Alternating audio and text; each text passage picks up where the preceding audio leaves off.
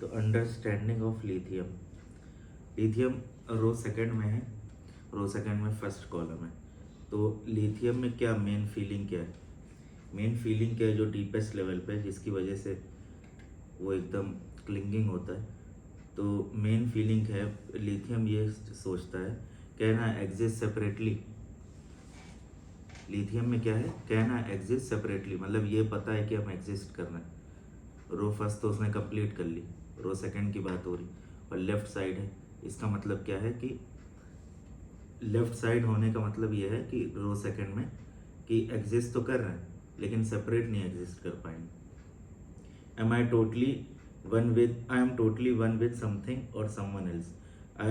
I absolutely have no capacity, can't even think of separation, I am happy to be connected. तो कल हमने क्या बताया था, लिथियम में थॉट भी ये थॉट भी कि हम सेपरेट हो जाएंगे एकदम, इसकी वजह से वो एंटिसिपेशन और ट्रेमेंडस एंग्जाइटी में चला जाता है। मतलब वो थॉट भी नहीं आना चाहिए। जैसे क्या है कि बेरिलियम में थॉट आ जाएगा हल्का सा, लिथियम में थॉट भी नहीं आना चाहिए कि हम अलग रह पाएंगे कि नहीं। वो एज अ पार्ट समझता है दूसरे को अपना। और दूसरा कौन होता है, मदर, फादर या कोई स्ट्रॉन्ग फैमिली मेम्बर होगा ऐसे, जिसपे वो टोटली डिपेंडेंट होगा। मतलब अपना एग्जिस्टेंस वो उनके अंदर देखेगा। ये तो पता है एग्जिस्ट कर रहे हैं लेकिन एज अ सेपरेट नहीं कर रहे। पेशेंट ये कह सकता है कि मदर से सेपरेट होने के बाद हमको लगता है कि हम एग्जिस्ट नहीं कर रहे, मेरा एग्जिस्टेंस ही वहीं थी। तो मतलब पेशेंट ये एक्सेप्ट कर रहा है कि हम एग्जिस्ट कर रहे थे लेकिन मदर के साथ, उनके बिना या उनसे सेपरेट होके मेरा कोई अलग से एग्जिस्टेंस नहीं है। मतलब क्या है, स्ट्रॉन्ग अटैचमेंट है। यहाँ पे ये प्लांट फैमिली के जो अटैचमेंट डिटैचमेंट वाली थीम है, ये स्क्लोफोरिलेसी में बहुत ज़्यादा आती है। जिसकी स्क्रोफिलेरिया नोडोसा है, लेपिसेल्वा है, उसमें भी यही होता है, अटैचमेंट डिटैचमेंट। और मालवेल्स में, जिसकी हमने चॉकलेट पढ़ाई थी, उसमें भी क्या होता है, किसी का पार्ट है, कनेक्टेड है, और फिर उससे ब्रेकआउट हो गए, डिटैच्ड हो गए, डिसकनेक्टेड हो गए। जब उसको हम पढ़ाएंगे तो बताएंगे, अभी तो मिनरल चल रही, तो उसके सिमिलर है। तो lithium signifies a very primitive stage of development. तो लिथियम का कॉन्स्टिट्यूशन जो होगा वो बहुत प्रिमिटिव स्टेज में फंसा होगा और उसकी लाइफ सिर्फ उसी पे रिवॉल्व कर रही होगी। क्लियर कट ये कॉन्स्टिट्यूशन में दिख जाएगा, चाहे वो फीमेल हो चाहे मेल हो, क्लियर कट ये बातें दिख जाएंगी जब हम पेशेंट का केस लेंगे। फॉर एग्जांपल पेशेंट आया जॉइंट्स पेन का, हम जॉइंट्स पेन मान कर चलो आर्थराइटिस का आ गया, हम केस ले रहे हैं, फिजिकल सिम्टम ने सारे ले लिए। अब धीरे धीरे देखा कि पेशेंट जो है बहुत शाई नेचर का है, इंट्रोवर्ट है, या बहुत पैनिकी है, या इमेच्योर है, नेव टाइप का। फिर हम क्रॉस क्वेश्चन करेंगे कि ये जॉइंट्स पेन तुम्हारे ऊपर कैसा इफेक्ट डाल रहा। फिर पेशेंट एक्सप्लेन करेगा, हम पूछेंगे कब से स्टार्ट हुआ। फिर पेशेंट के पास हिस्ट्री में जाएंगे, अच्छा बताओ चाइल्डहुड कैसा था, कोई मेजर इंसिडेंट तो लाइफ में नहीं हुआ, कोई स्ट्रेसफुल इवेंट तो नहीं हुआ, उसमें रिएक्शन क्या थी, ठीक है, तुम्हारा बेसिक रिएक्शन देने का तरीका क्या है, कोई अगर स्ट्रेसफुल सिचुएशन आ जाए। फिर उससे हमें नेचर पता चलेगा कि पेशेंट किस कैटेगरी में आ रहा। अभी जब हम सुपर क्लास पढ़ाएंगे तो उसमें और क्लियर हो जाएगा कि 6 टाइप की रिएक्शन, चाहे कोई भी ह्यूमन बीइंग हो, वो उन्हीं 6 टाइप की रिएक्शन के अंदर एग्जिस्ट करता है, ठीक है। वो 6 टाइप की जो रिएक्शन होती है उनके हिसाब से सुपर क्लास डिवाइड है।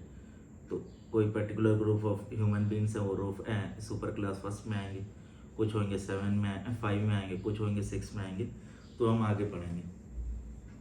तो the issue of what they are getting from other person is secondary, but the mere thought of living a separate existence is unthinkable. तो दूसरे से क्या मिल रहा है लिथियम कार्ब को, ये सेकेंडरी चीज है, ठीक है।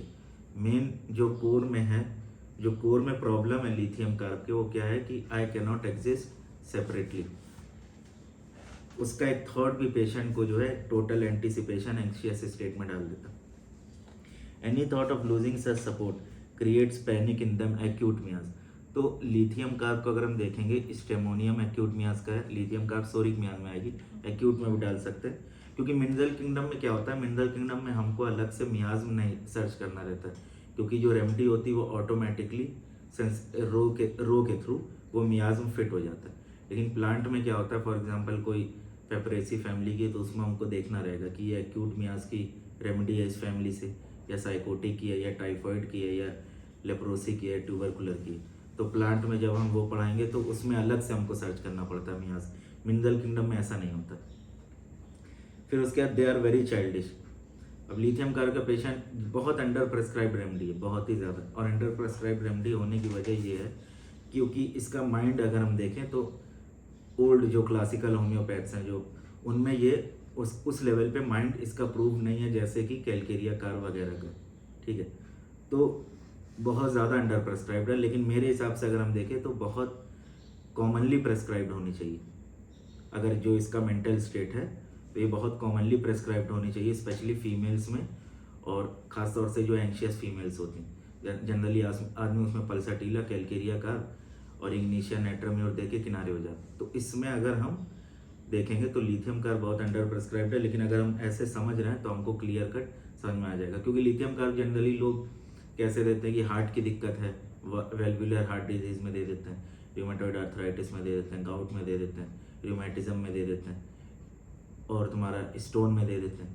तो ये रीनल स्टोन वगैरह हो गए, तो ये तो इसकी पैथोलॉजी हो गई, थेरेप्स के बेस पे देते हैं। लेकिन जो मेंटल स्टेट अगर हम ये समझ गए तो लिथियम कार्ब बहुत फ्रीक्वेंटली इंडिकेट हो सकती है। आगे हम देखें, they are very childish and naive. Naive का मतलब होता है NAIVE, नेव एक वर्ड है, इंग्लिश का वर्ड। नेव का मतलब होता है कि बहुत ज़्यादा, कह लो कि एकदम सीधा साधा, मतलब मासूम, कुछ ना जानता। नेव का मतलब ये होता है। और चाइल्डिश का मतलब होता है कि वही इमेच्योर और बच्चों की तरीके, तो उसी से मिलता जुलता है। And have difficulty growing up from shelter of their parent, here the person is so much a part of the mother that it is not possible to exist except in the वॉर्म। तो जैसे कि foetus का हमने कल example दिया था कि वो एग्जिस्ट तो कर रहा है, ऐसा तो है नहीं कि कोई ये नहीं कह सकता कि फीटस अगर वॉर्म के अंदर है तो हर कोई कहेगा एग्जिस्ट कर रहा है, लेकिन क्या वो सेपरेट है? नहीं। तो वैसे ही लिथियम कार्ब का पेशेंट रियल में पूरी लाइफ उसकी रिवॉल्व करती है, एग्जिस्ट तो कर रहा है लेकिन सेपरेटली एग्जिस्ट नहीं कर रहा है। The slightest exposure to outside signifies instant death, destruction of structure. Therefore, even the imagination of such a thought can produce extreme panic, an acute and violent reaction, which reflect the quality of lithium itself, which tarnishes instantaneously and corrodes rapidly on exposure to air. तो lithium element भी अगर तुम देखो ना, lithium element के बारे में अभी हमने नहीं बताया, बताते हैं। लिथियम एलिमेंट भी जो होता है बहुत रिएक्टिव होता है और बहुत जल्दी कोरोड होता है ओपन एयर में। अगर हम इसके लिथियम एलिमेंट को देखेंगे केमिस्ट्री पॉइंट ऑफ व्यू से, हाईली रिएक्टिव है, बहुत वॉलेटाइल है। तो वहाँ से भी ये लिथियम का ये जो कह लो कि जिसको हम कहते हैं कि जो डॉक्ट्राइन ऑफ ड्रग सिग्नेचर, तो सोर्स से डायरेक्टली इसका मेंटल स्टेट सिमिलर हो रहा। There is an extreme feeling of helplessness and vulnerability. Extreme feeling of helplessness मतलब एकदम लाचार है, मतलब कोई मेरी हेल्प कर दे, बस एकदम बेबस है, इस टाइप से फीलिंग। अब from Scholten's case, she had difficulty growing up, couldn't detach herself from her parents and would have like to stay in that protective environment. तो लिथियम शॉल्टन ने क्या लिखा है, जो शॉल्टन की हम लोग के पास वो है, अरे जो वो वाली बुक है मिनरल्स इन होम्योपैथी, उससे भी हम कवर करेंगे। तो she had difficulty growing up, couldn't detach herself from her parents and would have like to stay in that protective environment. अब ये आगे केस है, केस हम नहीं देखेंगे क्योंकि केस हम देखेंगे ज़्यादा डिटेल में हो जाएगा। तो लिथियम कार्ब का हम थोड़ा सा बता दे रहे हैं एलिमेंट कैसा होता है। लाइटेस्ट ऑफ ऑल सॉलिड, सारे सॉलिड्स एलिमेंट में सबसे लाइटेस्ट है। The element when expose to air oxidize quickly into black lithium dioxide, it tarnishes instantaneously and corrodes rapidly upon exposure to air. तो बताए कि लिथियम बहुत वोलेटाइल है, तुरंत ऑक्सीजन से रिएक्ट करता है। इसका मतलब क्या? रिएक्शन का मतलब क्या? एग्जिस्ट कर रहा, तुरंत कंपाउंड बना लो। तो पेशेंट एग्जिस्ट कर रहा, तुरंत जो है सामने वाले से अटैच हो जाए, कंपाउंड बना लो, वही चीज़। फिर अगर हम देखें लिथियम का जो यूज़ है वो कहाँ का है, सबमरीन्स में है, स्पेसक्राफ्ट वगैरह में है, और मोबाइल की बैटरीज वगैरह में हम लोग देखते हैं। तो ये बेसिकली यूज़ है, इस पर हम कोई ज़्यादा वो नहीं है। फिर अब हम लिथियम कार्ब देख लेते हैं। तो लिथियम तो हमने समझ लिया है, अब कार्बन को हम इससे अटैच कर देंगे तो बस वही चीज़ है कि लिथियम कार्ब हमको मिल जाएगी, क्योंकि as a single remedy lithium नहीं आती। अब लिथियम कार्ब का रूब्रिक कुछ देख लें।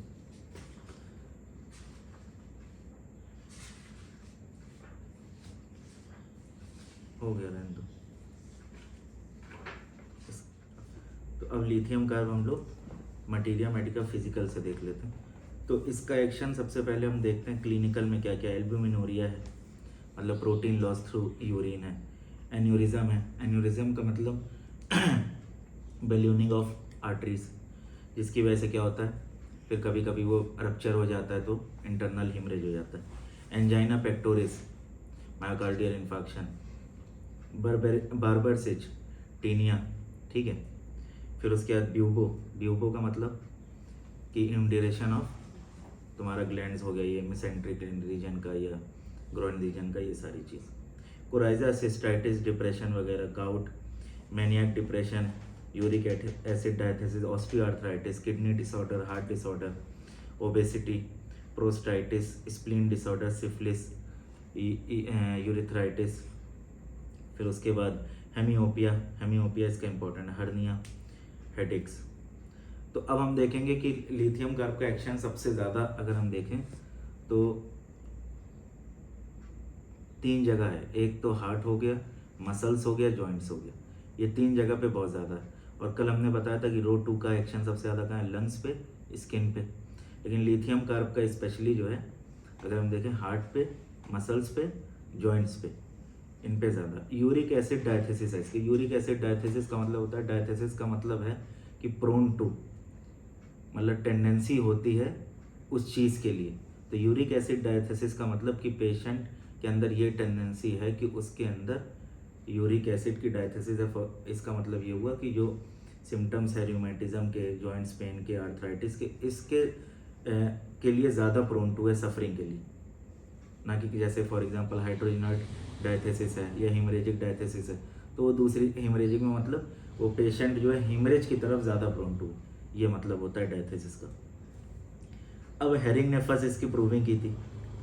अब इसमें हम देखते हैं chronic rheumatism connected with heart lesion, ये इंपॉर्टेंट है इसका लिथियम कार्ब का। फॉर एग्जांपल किसी को वेल्वुलर हार्ट डिजीज है, ठीक है, या कार्डियोमायोपैथी है, इजेक्शन फ्रैक्शन कम है, ठीक है, मिट्रल स्टेनोसिस है, मिट्रल स्टेनोसिस में बहुत इंडिकेट होती है, या ये ट्राइकस्पिड स्टेनोसिस है, उसके साथ अगर हमको ये मिल रहा है rheumatism joints in muscles, joints in pain in joints, जैसे एंकल रीजन का स्पेशली, या स्मॉल जॉइंट्स, इसमें स्मॉल जॉइंट पहले इफेक्ट होते हैं और ज़्यादा होते हैं, ये चीज़ मिल रहा है, हार्ट की प्रॉब्लम मिल रही है। और अगर हमको मेंटल स्टेट ये मिल गया, जो अभी हमने पूरा लिथियम का पढ़ा है, तो रेमेडी डायरेक्ट लिथियम कार्ब हो जाएगी।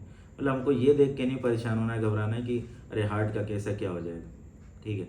हमको सिंपल सा हार्ट का केस है, कोई भी केस है, हमको केस लेना है, हमको दिख गया माइंड मेंटल स्टेट ऐसा है, हमको रेमेडी दे देनी है। हमको ये डिजीज़ के नेम पे जैसे एलोपैथ डराते हैं, ठीक है, वैसे हमको डराना नहीं है और ना ही हमको डरना है कि डिजीज़ बहुत बड़ी है क्या करेंगे। नॉर्मल से डिजीज़ कोई भी हो, हम लोग के लिए फीवर भी उतना ही टैकलिंग होगा जितना एक हार्ट का केस होगा, क्योंकि हर केस को हमको इंडिविजुअलाइज करना है। तो हमको इंडिविजुअलाइज करके रेमेडी का सिलेक्शन करना है, और रेमेडी अगर राइट रहेगी तो पेशेंट इंप्रूव होगा। आगे एक और चीज़ है, अगर हार्ट की कोई प्रॉब्लम है साथ में एस्थीनोपिया है, तो ये इसका कंबाइंड पैथोलॉजिकल सिम्टम, जैसे बहुत सी रेमेडी में कंबाइंड पैथोलॉजिकल सिम्टम होता है। फॉर एग्जांपल ब्लाटा में हम पढ़ते हैं, जो कॉकरोच से बनी है, तो उसमें क्या होता है ब्लाटा में, extreme obesity plus asthma plus profuse perspiration, ये 3 कॉम्बिनेशन होगी। अगर हमको ये चीज़ डायरेक्ट मिली, ये कॉम्बिनेशन भी ध्यान रखना ज़रूरी है, क्योंकि रूरल एरियाज़ में अगर प्रैक्टिस करना है, कैंप वगैरह लगाना है, या जहाँ पे पेशेंट ज़्यादा डीपर लेवल पे नहीं जाते हैं, ठीक है, जो थोड़ा सा कह लो कि कम एजुकेटेड होते हैं तो नहीं बता पा रहे, तो उनमें हमको ये वाली अप्रोच हम लगा लेंगे। तो हमको सारे मेथड पढ़ना है, ये वाली अप्रोच लगा लेंगे तो कंबाइंड पैथोलॉजिकल सिम्टम हो गया, या सिर्फ जो पेशेंट की जो पैथोलॉजी है उसी पे हम फोकस करेंगे और देखेंगे कि क्या इस कोई पेक्यूलियर सिम्टम मिल जाए, कोई पेक्यूलियर मॉडलिटी मिल जाए, वहाँ से हम प्रेस्क्राइब कर देंगे। तो इसमें क्या है कि क्रोनिक रूमेटिज्म हार्ट लीजन के साथ और साथ में एस्थीनोपिया, रूमेटिज्म कनेक्टेड विद हार्ट और आई लीजन। इसका मतलब क्या है, जैसे रूमेटिक हार्ट डिजीज़ में क्या होता है, रूमेटिक हार्ट डिजीज़ में पहले जो है फीवर आता है, फीवर आने के बाद क्या होता है, जॉइंट्स पेन स्टार्ट होता है। अब एलोपैथी क्या करता है कि फीवर की तुम्हारा एंटीबायोटिक दे के जॉइंट्स पेन की को सबसाइड करेगा, स्टेरॉइड वगैरह दे के, पेन किलर दे के, वो मेटास्टेसिस हो जाती है हेरिंग्स लॉ के अकॉर्डिंग, जॉइंट से कहाँ चली गई, हार्ट पे, हार्ट किससे बना है? मेसोडर्म से। जॉइंट किससे बना है? एक्टोडर्म से। तो डिजीज़ कहाँ से कहाँ चली गई? एक्टोडर्मिक जर्मोनिक लेयर से मेसोडर्म जर्म लेयर पे चली गई। तो मेसोडर्म एक्टोडर्म के अंदर एक्टोडर्म, मेसोडर्म, एंडोडर्म, और बीच में न्यूरो एक्टोडर्म जो डायरेक्ट कनेक्ट है एक्टोडर्म से एंडोडर्म तक। ठीक है, तो ये एम्ब्रोनिक लेयर से हमको ये समझ में आता है कि डिजीज़ कह रहे हैं, क्योर जो है वो राइट डायरेक्शन में जा रहा है, रॉन्ग डायरेक्शन में जा रहा है। अब एलोपैथ को इससे मतलब नहीं, उन्होंने सप्रेस कर दिया, फिर उसके बाद कहेंगे कि नई डिजीज़ आ गई, जाओ इसका ट्रीटमेंट करो। हम लोग में क्या है कि जैसे हमने देखा कि जॉइंट्स पेन, हमने रेमडी पेशेंट को दी, जॉइंट्स पेन ठीक हो गया, लेकिन पेशेंट उसके बाद कंप्लेन कर रहा है कि जब से जॉइंट्स पेन ठीक हुआ हमने देखा कि मेरी जो है हमको डिस्निया हो गया, रेस्पिरेटरी डिफ़िकल्टी हो गई। अब हम देखेंगे, चेक करेंगे कि ये रेस्पिरेटरी डिफ़िकल्टी किस वजह से। हम सीबीसी कराएंगे, देखेंगे नहीं एनीमिया नहीं है, ठीक है। फिर हम एक्सरे कराएंगे, देखें लंग्स भी क्लियर है, ठीक है। फिर हम हार्ट का फॉर एग्जांपल टेस्ट कराएंगे, ईसीजी वगैरह, हमने देखा कि हार्ट में इजेक्शन फ्रैक्शन कम है, ऑक्सीजनेटेड ब्लड का कम इजेक्शन हो रहा। ये कब से हुआ? पेशेंट के पहले नहीं होता था, अभी से हो रहा है। तो हम समझ जाएंगे कि केस जो है रॉन्ग की तरफ जा रहा है, रॉन्ग डायरेक्शन की तरफ जा रहा है। फिर हम तुरंत रेमेडी चेंज करेंगे, ठीक है। तो ये चीज़ है, तो ये चीज़ केस टेकिंग के टाइम पे, फॉलो अप के टाइम पे बहुत ज़रूरी होता है कि पेशेंट का हमको ये देखना है कि पेशेंट का सिम्टम कौन सा बढ़ा है, कौन सा घटा है। कोई सिम्टम बढ़ गया तो हम घबरा जाते। फॉर एग्जांपल अगर किसी को मान के चलो कि जॉइंट्स पेन है, साथ में स्किन की प्रॉब्लम है, कोई भी स्किन की प्रॉब्लम है, एक्जिमा है, मान के चलो अर्टिकेरिया है, साथ में उसको आर्थराइटिस है, हमने केस लिया, रेमडी दी, जॉइंट्स पेन में बहुत एम्ब्ल्यूरेशन है, मेंटल लेवल पे बहुत एम्ब्ल्यूरेशन है, जनरल लेवल पे बहुत एम्ब्ल्यूरेशन है, एक्जिमा एकदम वर्स हो गया।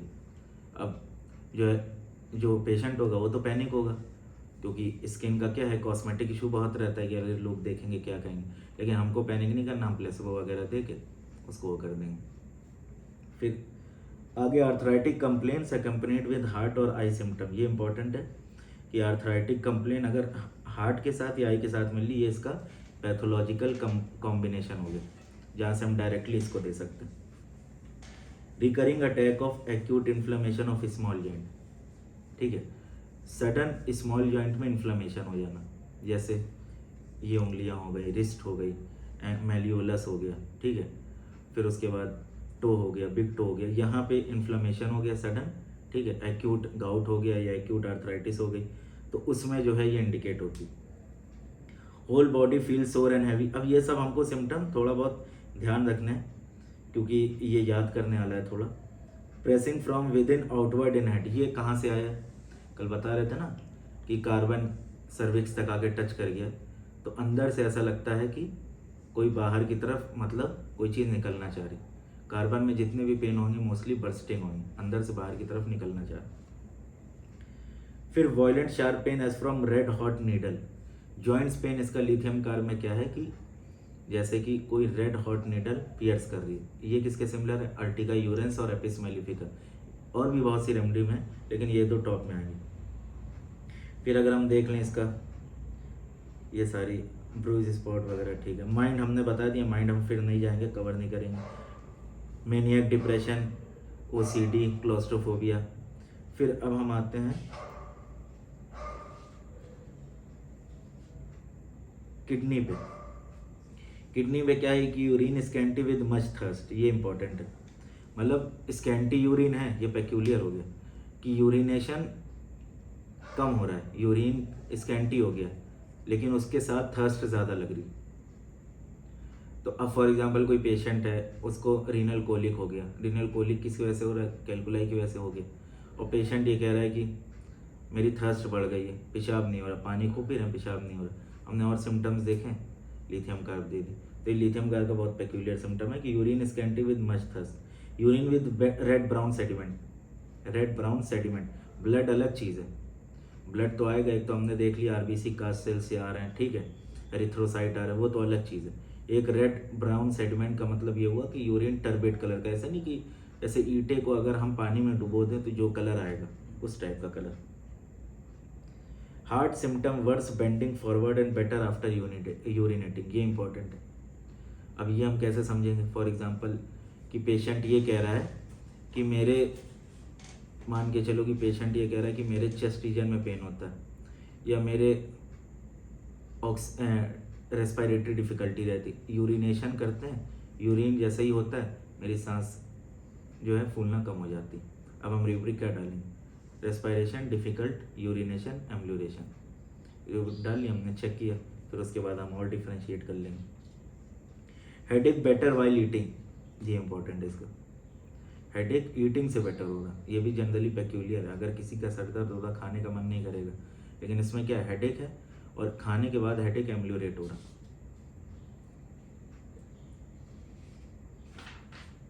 फिर अगर हम नीचे आ जाए, stomach acidity of stomach, agonizing pain in stomach, better by eating, ये भी इंपॉर्टेंट है कि स्टमक का pain better biting,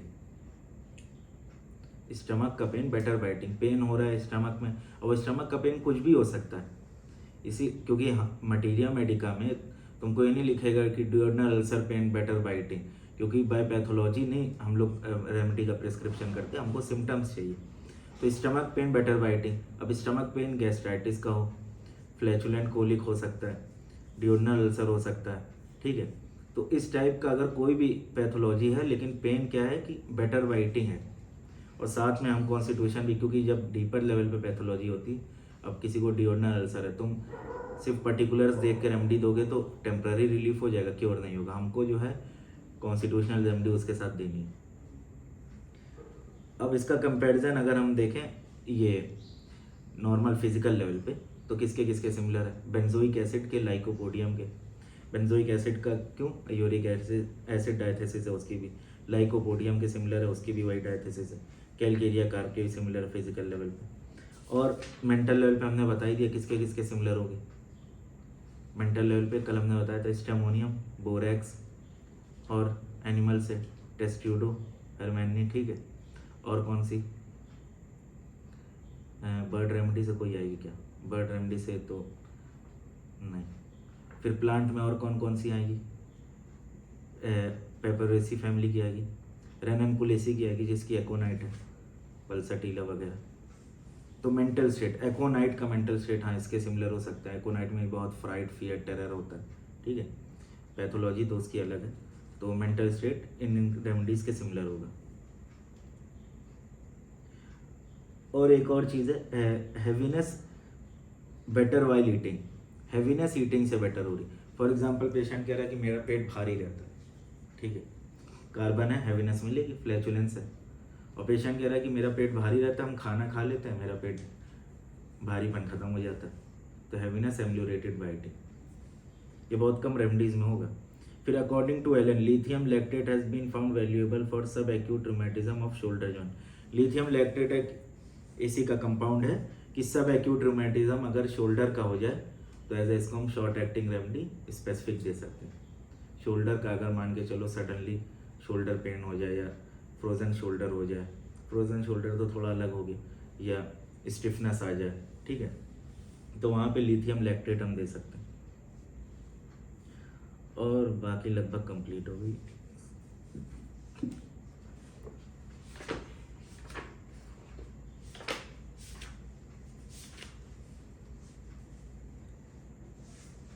headache एम्ब्ल्यूरेटेड while eating हो गया। फिर उसके बाद pain in heart region worse leaning forward, worse before and during urination but better after urination. तो हार्ट रीजन का पेन, अगर मान के चलो किसी को सूडो एंजाइना है, सूडो एंजाइना मतलब ट्रू एंजाइना नहीं है, सूडो एंजाइना है, और उसके पेन हो रहा, पेशेंट ने कहा कि आगे झुकने पे पेन मेरा वर्स हो रहा है, लेकिन यूरिनेशन के बाद मेरे पेन में पूरी तरीके से एम्ब्ल्यूरेशन है, तो वहाँ पे ये इंडिकेट हो जाएगी। Arthritis specially of hip, hip joint का इस पे एक्शन बहुत ज़्यादा है, हिप जॉइंट पे एक्शन इसका बहुत ज़्यादा है, लेफ्ट साइड का अगर है, राइट साइड का है, दोनों पे आर्थराइटिक नोडोसाइट। फिर उसके बाद कंबाइंड सिम्टम, कंबाइंड सिम्टम इसका देखो, hip pain with heart disease. अब फॉर एग्जांपल कि किसी को हिप रीजन में पेन है, चाहे वो रूमेटिज्म हो या मान के चलो कि किसी का हिप जॉइंट इफेक्ट है, ठीक है, जो फीमर का एसिटेबुलम है, जो बॉल एंड सॉकेट जॉइंट है वो डिजेनरेट हो रहा, ठीक है ना, या इस टाइप से कोई भी हिप जॉइंट की डिजीज़ है और साथ में हार्ट की डिजीज़ है, हार्ट की डिजीज़ कोई भी हो सकती, कार्डियोमायोपैथी हो गई, ठीक है, फिर मान के चलो कि मिट्रल स्टेनोसिस हो गई, ट्राइकस्पिड स्टेनोसिस हो गई, और साथ में हिप पेन है और कॉन्स्टिट्यूशन हमको मिल गया इस टाइप से पल्सटीला जैसा। लिथियम कार्ब हम पल्सटीला ऐसा क्यों बता रहे हैं, क्योंकि लिथियम कार्ब तो किसी के माइंड में नहीं आएगी, पल्सटीला ही आएगी वो वैसा माइंड देख के। तो माइंड पल्सटीला ऐसा हमको दिख गया। हिप जॉइंट इफेक्ट है, heart disease effect, heart disease है, रेमेडी कौन सी हो जाएगी, लिथियम कार्ब डायरेक्ट। फिर उसके बाद rheumatism and valvular heart disease comparison benzoic acid और कैलकेरिया कार्ब। ठीक है, तो ये कंप्लीट हो गया।